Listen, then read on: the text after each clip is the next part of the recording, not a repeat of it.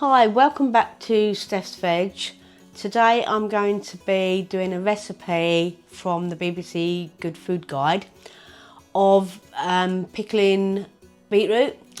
I've never done it before because normally I just boil my beetroots and peel them, put them in a jar and put pickling vinegar on them. But today I found this recipe. I'm only going to be making 2 jars. These are the ingredients. But obviously first off I've just got to cook the beetroot. So I've got 500 grams of beetroot, vegetable oil and sea salt, coarse sea salt. So that is my first job. The pickling vinegar I'll do later when the beetroots are cooked and cooled down. So off we go. So first things, I've got my vegetable oil in a little pot. I've got a little basting brush and I've got my beetroots. So I'm literally out. Also, I've got my foil ready. I've got 5 beetroots and I've got 5 sheets of foil. So I'm literally just gonna baste each beetroot in some oil. I find this the quickest way if you want to put oil on something. Bearing in mind I've got gloves on because oil will get everywhere and all over your hands. So I'm literally just coating it in the oil all over. I have left the tops and tails on. I was advised that by people on TikTok. Stop bleeding, which I've never done before. I've normally topped and tailed them, so this is new to me as well. So I've literally just cut the long bit off the end and obviously the green stem bits. So we'll see how that turns out once they're cooked. So I'll just carry on basting that in some oil. Got my foil, wrap it up in the foil in a little parcel and then just pop it into like a roasting tray. So I'll just carry on with these ones. Just make sure they're covered in the oil. So I'm going to carry on covering these in oil. In the meantime, I have put my oven on to 180 degrees for a fan assisted oven. I think it's 200 or gas mark 5, but because I've got a fan assisted oven, it's 180. So I'm going to carry on doing these until the oven's warmed up. So in the meantime, while the beetroots are cooking, I've prepared the spices ready, apart from the chilli, which you only need a pinch, the bay leaf, the white wine vinegar and the sugar. And at the end, when the beetroots are in the jar, you just add a teaspoon to each jar. But as I say, I'm still waiting for the beetroots to cook, so I've got this prepared ready for when they're done. So the beetroots are all wrapped up nicely.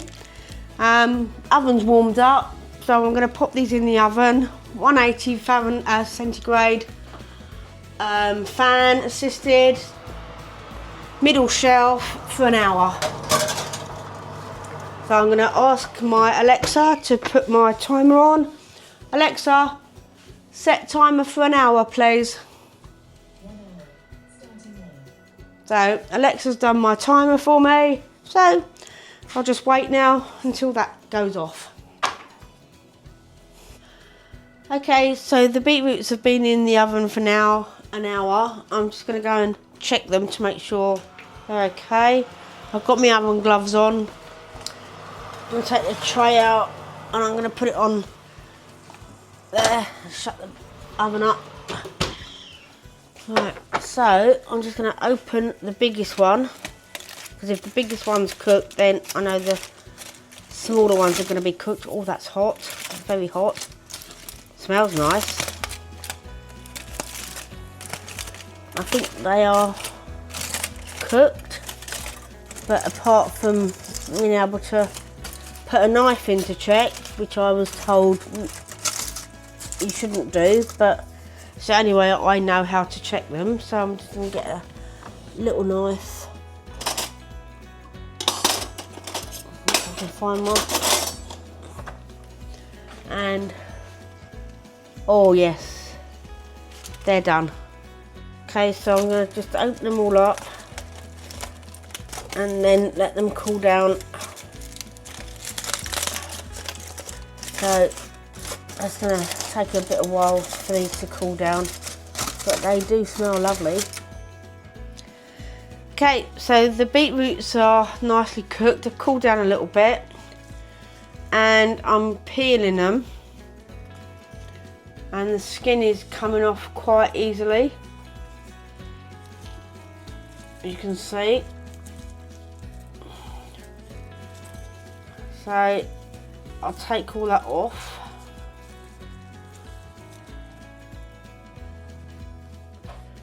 So cut the ends off.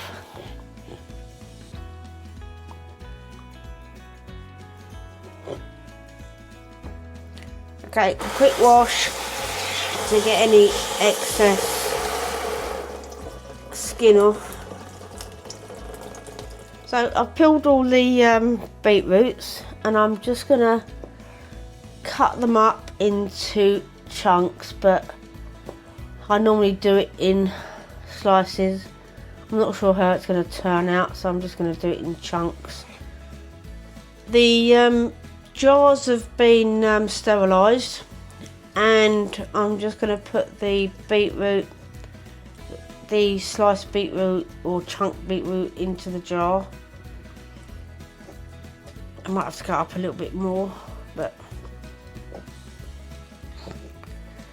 you never know how much you're going to need for the whole jar, so I'm just going to chunk up a little bit more.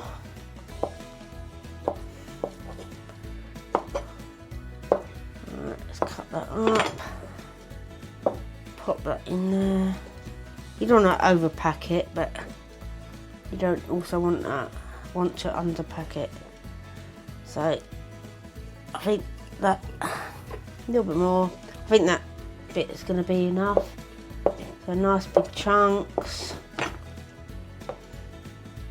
and pop that into the jar there, like that. Oh, it may be just another tiny little bit. So a couple of more chunks, and I think that'll do it,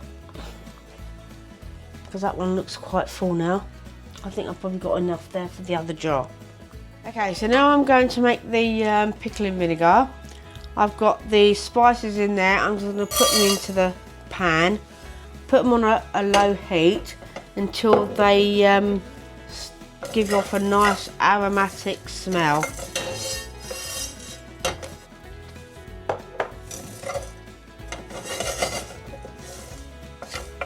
Okay, so it's starting to smell nice, so I'm just going to add a pinch of chilli so it's not too hot.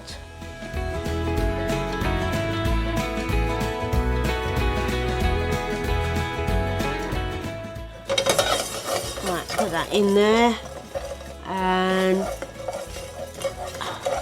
now I've got to add the bay leaf. I'm going to add the vinegar, the white wine vinegar.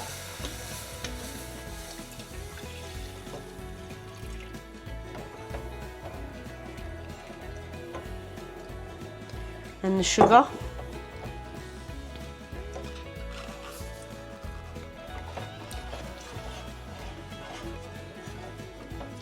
Let the sugar dissolve.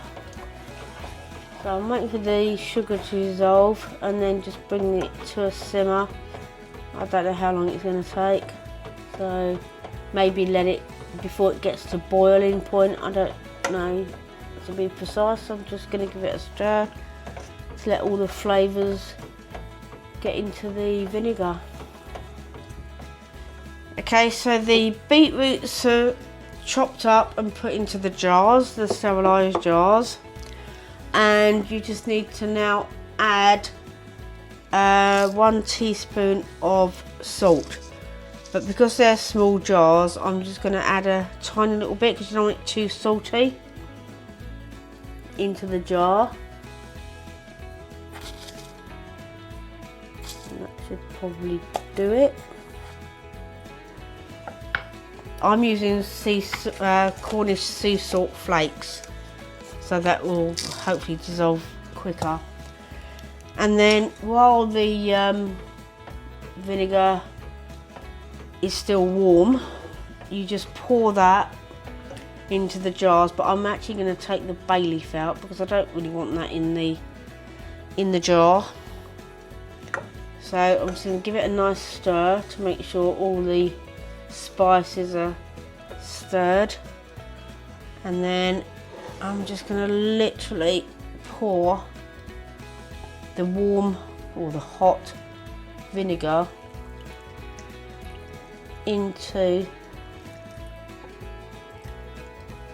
the jars.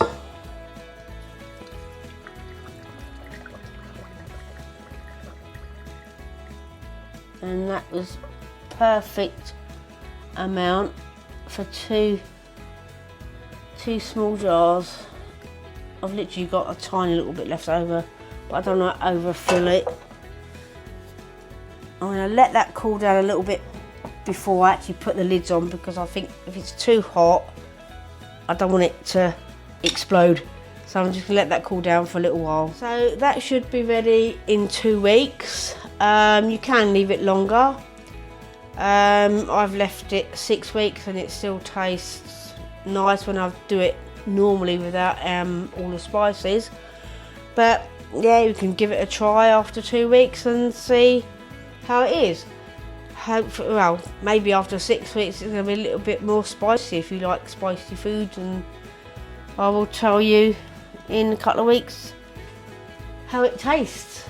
Well, my husband will, because I don't like spicy stuff, but I'm sure somebody will be out there telling you how it tastes. So thanks for watching, and see you again soon.